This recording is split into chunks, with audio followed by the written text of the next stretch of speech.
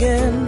This edition of Unity Train on Unity 93.3 FM here in Jos, Plateau State, Nigeria, the home of peace and tourism, and I'm so happy to be here.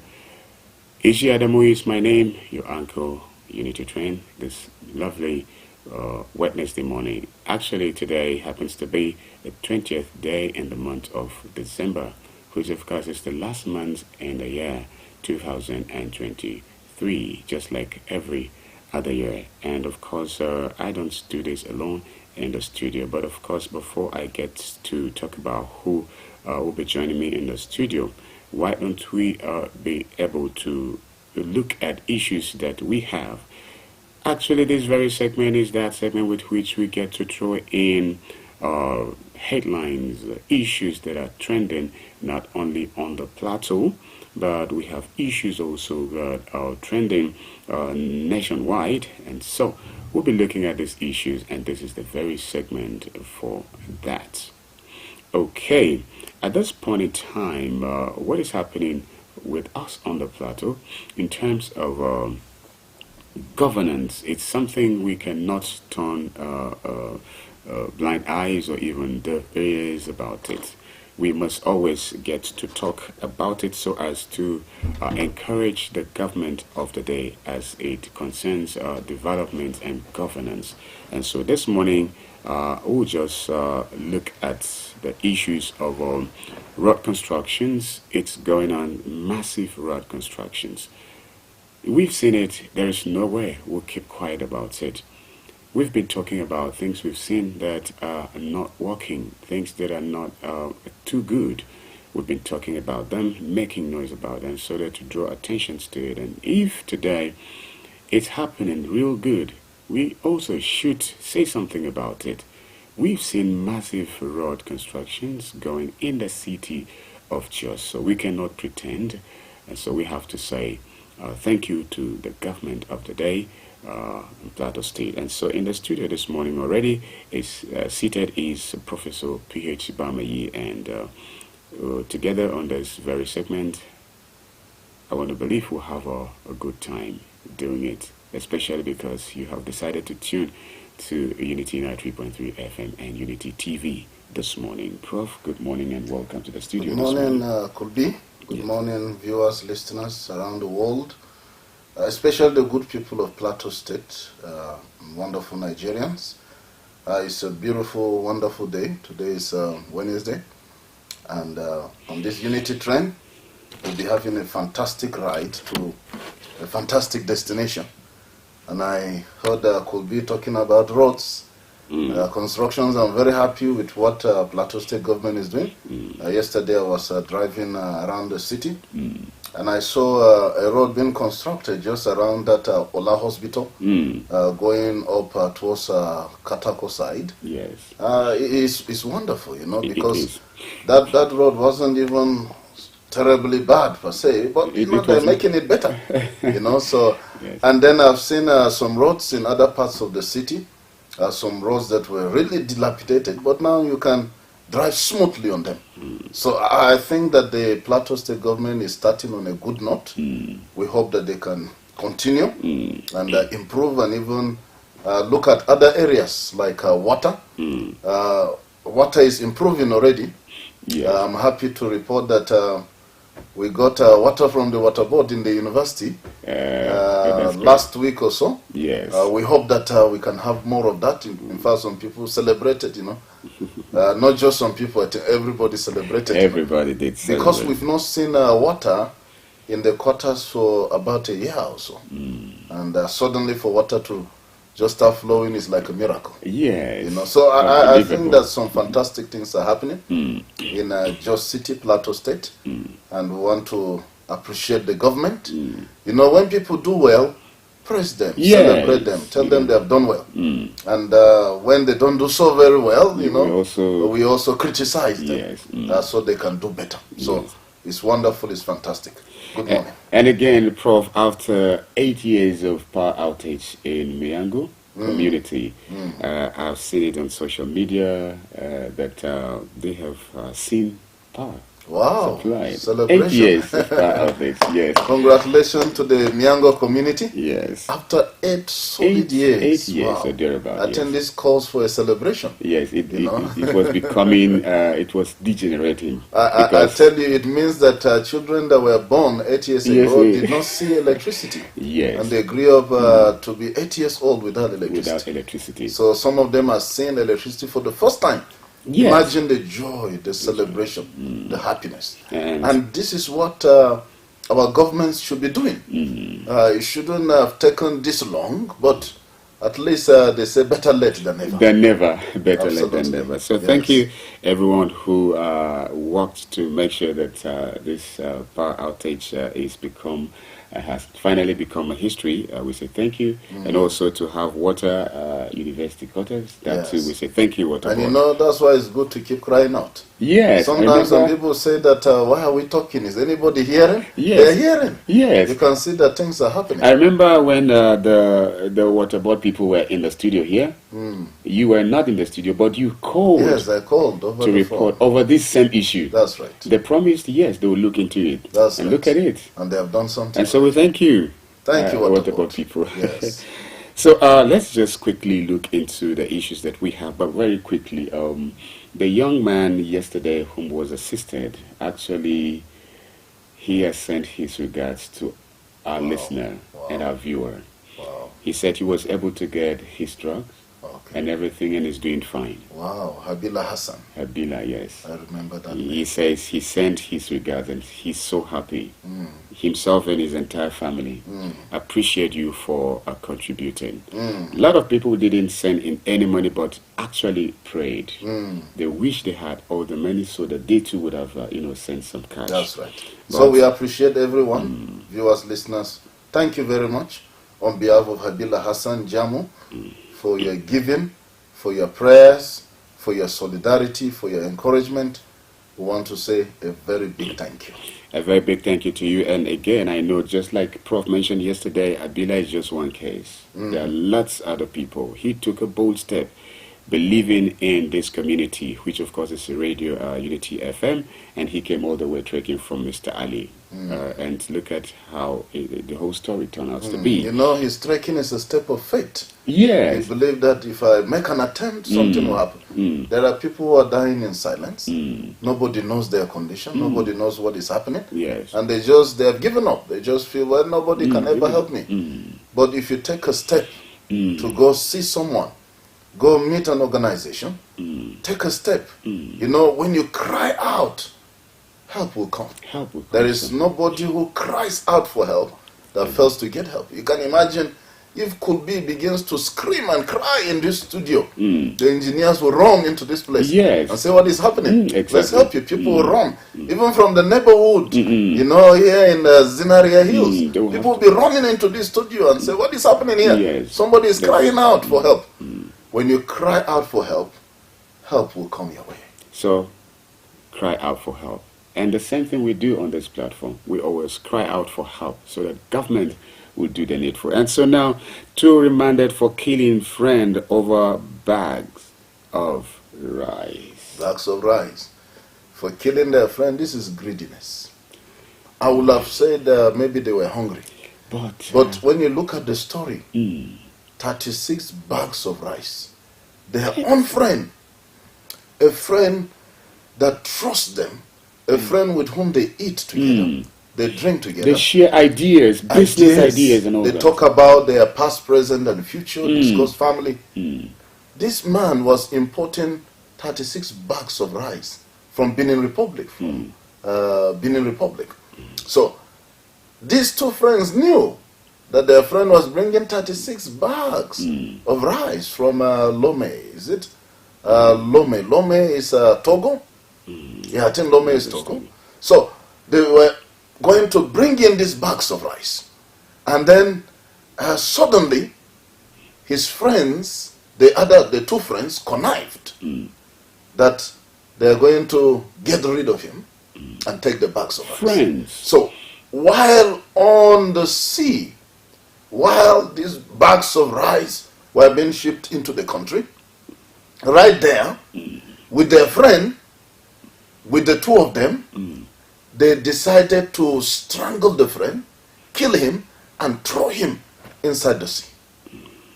And then they made away with the bags of rice when the bags arrived, and they shared it among themselves. They went and sold it for about 1.4 million naira to a businesswoman, and made away with the money, thinking that Nemesis would not catch up with that. You know, I like Nemesis. Nemesis always catches up with evildoers. Even when no. And I like the law of karma. Karma. If whatever you do will return back to you. If you do good, good will return back to you. You do bad, do evil, evil will return back to you. If you are busy being wicked, wickedness will return back to you. So these two men eliminated their own friend, killed him, so that they can acquire the 36 bags of rice to themselves. Which they did. On which they sold. And they got money. And they shared the money among themselves. But where are they today? They have been arrested. And they are going to pay the price for it. You see, sometimes you think that because you committed a crime and nobody saw you, you will get away with it.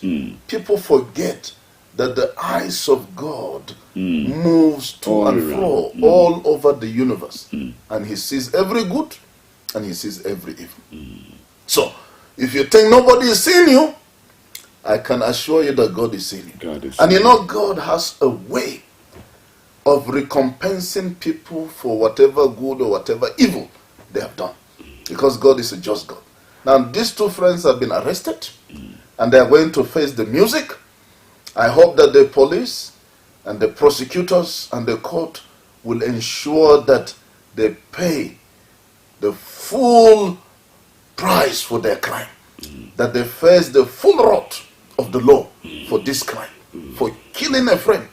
The worst thing you can ever do is to kill somebody who trusts you. Somebody who believes that you will protect him. To kill that person is the greatest, most satanic wickedness that anybody can ever think of. When you mention someone who trusts you, that you don't just break the trust, but you kill even that same person. It was an act of trust that he shared his business trip. Yes. Okay, and how big the business was going to be at that particular point in time, and how, when, and shared all of the when, how, the rise and everything. But they decided to kill him. So the friends, the people you have around you today as friends, you share business idea, before you know, the same friend of yours is already doing it. We've seen this in music industry where you just feel, oh, you've received inspirations and you have wonderful lyrics and this, you want to address certain issues, and then you just share it. Before you know, your friend is in the studio doing the same thing, addressing the same issue. And here you feel disappointed. Really disappointed. So friends, we do a lot of things for ourselves, and it's so sad. You know, even those of us in academia, sometimes you have fantastic research ideas. Maybe you even write a paper, and you give a colleague to look at it. And the colleague takes the idea and makes it his own. For himself. In fact, we have people who have gone to publish their friends' work and put their names. Exactly. In fact, it has happened to me. When I was in East Africa, I sent a write-up, research of my student. My student in Malaysia carried out the research. Before I left Malaysia, by then I was in East Africa. She wrote the article for a journal, and I sent it to my friend in Nigeria, a professor. I said, take a look at this, so you can make some input. Do you know that the man went ahead and published the work, and put his name there as the author, put his name as the first author? You know, that is unethical. It is. And he put my student's name as number 2. I was very angry. And I called my student in Malaysia, and I said, let's do something about this. Look at what my Nigerian friend has done. And it started from you, because you were the one who suggested. Because I trusted him. Yes, trust. I trusted him. Trust here. I said, take a look at this, and see if you can make some input. And he just turned the work to his own. He's somebody who has never been to Malaysia. How comes you're publishing a work done in Malaysia? Now maybe he's going to tell people that I traveled to Malaysia for some months. That's when I carried out the research. You know, my Malaysian student was so generous. Oh my. So forgiving. She said, no, I should not make any case. I should let it go. That at least he has put her name as the second author. Maybe one day she will be the first author. All right. You know, that I should let go of it. So I left it. So please be careful. The people you call your friends. Not every friend is a friend. A friend in need is a friend indeed. There are friends that will stab you at the back. Those are not good friends. Beware of them. And of course, we have a lot of films today, you know, produced, directed by people who don't own the films, even the film ideas. And let's be careful. That's what we're trying to say. There is a lot of piracy. There is a lot of, in academia, plagiarism and all those things. And it's not good for the system. It's not good. It's not good. All in the name of friends. Because somebody is your friend, don't take advantage of the person. Be a friend indeed. All right. Oh, thank you so much. And now let's see this one. This one has to do with, do I say bank account? Because it has to do with cash, Prof. All right. Okay, cash crunch. NLC warns the federal government of mass protest. Again, bank cuts withdrawals. Yeah, you know, could be I was at an ATM, I was withdrawing money. That ATM within just a tunnel. When you're going from Bauchi Ring Road to Ricos, Lamingo, and you take the road towards Kwang, there is a tunnel, petrol station, they produce bread and all that. Oh, mine. I hope I'm not advertising them. No. Now, but there is an ATM there. The point I'm bringing is the ATM. While I was withdrawing money, they just said that I've reached my withdrawal limit. My withdrawal limit? When did you tell me that you've reset my withdrawal limit? You know, because they are putting some fantastic notes, some mint notes. So I think they don't want people to withdraw so much, because I'm told that sometimes the POS guys go and they withdraw all the money in the ATM and take it to their POS you know, stations. So, but it is even worse in Abuja and Lagos and Port Harcourt and some major cities in this country. There is a cash crunch. People are not able to withdraw their own money. This is your own money, this festive period, but you go to the ATM, you cannot withdraw. And if you enter the bank over the counter, they have put limits that they can only give you not more than 50,000, not more than 100,000, not more than 40,000. This is your own money. Some people want to withdraw 150,000. They want to go and buy 2-3 goats. Some people want to go and maybe organize a big celebration. Maybe they have a wedding. Maybe it's even about health issues. Maybe it's a health issue, a health emergency. You go to some hospitals, they'll tell you must bring cash. You go to some clinics, you must bring cash. And then you go to the ATM. In fact, the problem is that some ATMs don't even have money. Go around the city of Jos now and see how many ATMs have money. You just go there. One way you know that the ATM has no money is when you see nobody is going there. But where there is money, you will see a long queue. And it is worse in Abuja and Lagos. What is happening? CBN said there is enough currency in circulation. But we're not seeing it. Where is the money going to? Because CBN has already said that they have extended the ultimatum about the old currency notes, that we can keep using it now ad infinitum. That means until further notice, maybe till thy kingdom come, we can keep using the old notes. But why are we having a cash crunch? I don't understand. Why are people taking the money to? Is it that CBN is refusing to release the money, or the commercial banks are not releasing the money, and this is a festive period?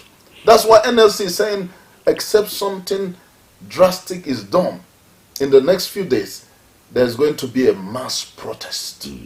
People have their money, and they cannot use it. It's not fair. Is that the contract terms?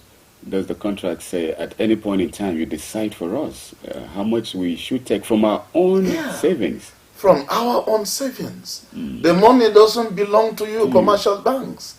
The money doesn't belong to you, CBN.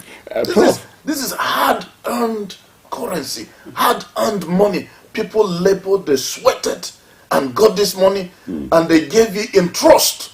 Yes. And you are betraying the trust of the people. I think, Prof, the money belongs to them. Why? Because, you know what, Prof, when you deposit money into your account, it is said you are being credited. I don't know.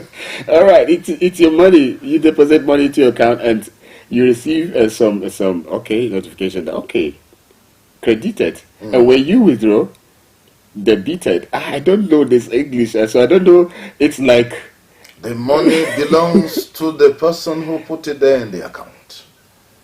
The banks are managing the money in trust for the owner of the money. It's okay. Now, these banks are betraying our trust. All right. And saying you can only take 5,000, you can only take 10,000, you can only take 20,000. Why? Is it your money? Now you now see why some people don't put money in the bank. In fact, I heard an expert. The expert, let me know, he didn't use a nice word, but he said that these foolish people, they keep their money in the bank. This is an economics expert that you would think will be promoting banks, but he believes in investment. He says that the wise don't keep their money in the banks. They invest their money around. And you now see why some traditional people keep money in the house.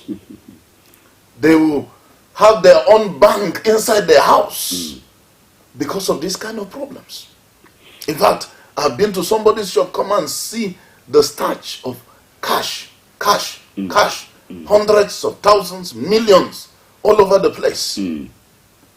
That man, you know, I said I was going to buy something from him. I said, should I transfer? He said, transfer, sometimes it has problem. Bring the cash. And it's a lot of money. Bring the whole cash. I was scared, the whole cash of that money. You want it? I mean, this was a few years ago, money enough to buy a car. He wants the money in cash. He doesn't trust the bank.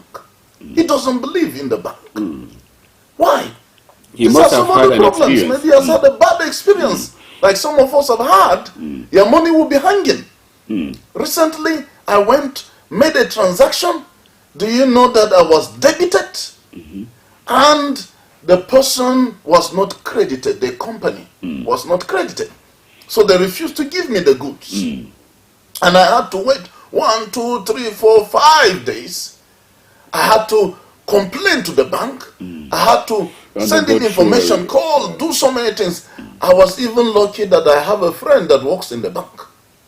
Maybe it will have taken 1, 2, 3 months because one of my accounts, for example, was debited. You know, in Access Bank for 4 months now. It has not been reversed. So you see the problem. You go, you make a transaction, and then you'll be debited. The person is not credited. It will take, in fact, there's a transaction some years ago I had up to today. It has not been reversed. And I was leaving the country. I was in a hurry to fly out of the country. I didn't know when I was going to come back, so I had no time to follow it up. And the bank refused. Maybe when they noticed I was no more coming, they did not reverse, and it has taken years now. So I just forgot the money. I lost the money, 20,000 naira. I lost it to the bank. Okay, Prof, because you mentioned Access Bank, I want to say that's my bank. I think I also love their services. This is not some promo, but just because you mentioned it. That's right. Yes, anyway. Because they have reversed some, but I don't know why this particular one they failed. I'm sure because since they have reversed. And I gave it up. And I'm sure I gave it up. Somehow. It's not only them, because I have accounts in different banks. UBA, I've had